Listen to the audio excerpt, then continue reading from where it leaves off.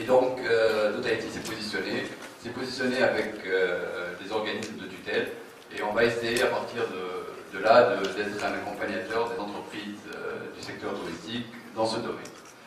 Je ne vais pas plus tarder, je vais passer la parole à Safi Barman, Marhbabik, encore une fois, et merci pour tout le support que vous nous avez octroyé.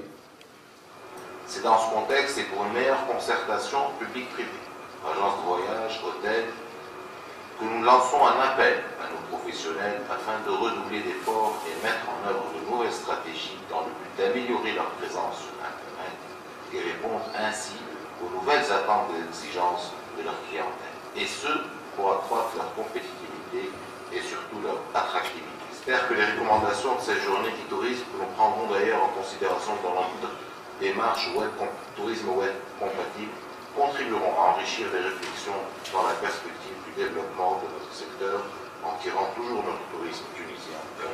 Voilà, je vous remercie de votre attention. Et bonne continuation. Alors, donc, Monsieur Moron, donc, nous sommes aujourd'hui à un événement particulier, le premier séminaire sur l'e-tourisme en Tunisie. Parlez-nous justement de ce que vous avez présenté aujourd'hui, plutôt cette matinée. Ce que j'ai présenté, j'ai essayé d'emmener l'audience sur le e-tourisme du XXIe siècle. La Tunisie est déjà très présente sur le net, avec les techniques, ce qu'on appelle le Web 1, c'est-à-dire les web traditionnels. Et depuis quelques mois, quelques années, il y a des évolutions qui en permanence sur Internet. Et j'ai essayé de présenter plusieurs techniques pour accroître encore la présence de votre pays auprès des internautes. Tout à fait. Vous venez justement à un moment crucial par rapport au tourisme tunisien, donc une nouvelle étude stratégique, un positionnement. C'est quoi vos conseils? Qu'est-ce que vous... Bien,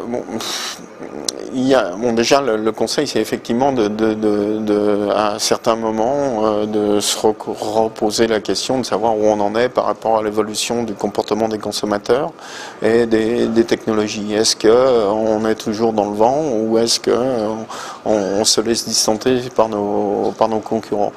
Mon impression, c'est que la Tunisie est tout à fait comparable à tous les autres pays, même les pays européens.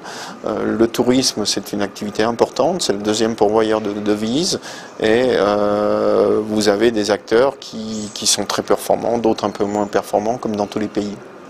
Donc justement, pour les ingrédients pour la réussite, c'est beaucoup de référencement, beaucoup de réseaux sociaux, beaucoup de... Non, moi je ne me mets pas sur le plan technique. Le premier ingrédient, c'est la qualité des hommes qui conçoivent les stratégies. Par exemple, on avait des questions ce matin, ouais, mais mon webmaster, il fait machin. Le problème, c'est de positionner l'activité e-tourisme dans la stratégie marketing et dans la stratégie du pays pour promouvoir ses activités, pour engranger encore un peu plus de tourisme, un tourisme durable jusqu'à une certaine limite. Et là, ça repose avant tout sur la capacité des hommes à concevoir ces stratégies en fonction des techniques. Aujourd'hui, c'est vrai, on parle de réseaux sociaux, on va commencer à parler de mobile marketing, après-demain on parlera d'intelligence artificielle, de web sémantique, mais l'essentiel, c'est d'avoir des gens qui comprennent et qui assimilent ces techniques pour pouvoir les appliquer au tourisme. Plus pratiquement, donc vous vous êtes penché sur des cas pratiques en Tunisie, vous avez fait des recherches et un peu d'audit sur ça, ce que vous allez présenter. Non, alors cet après-midi, effectivement, je vais présenter un audit. Là, c'est ciblé sur le référencement naturel. Bon, c'est plus une étude de cas pour dire, bon, ben voilà, il y a même sur un hôtel qui est quand même un hôtel qui a une très très bonne présentation, qui a un joli site web, de dire, ben, il y a encore des choses à améliorer, quoi. Et il y a des fois des petites astuces qui sont très pratiques, qu'on peut mettre en œuvre sans dépenser beaucoup d'argent, que ce soit en termes de référencement naturel, que ce soit en termes de cartographie ou de conception du site.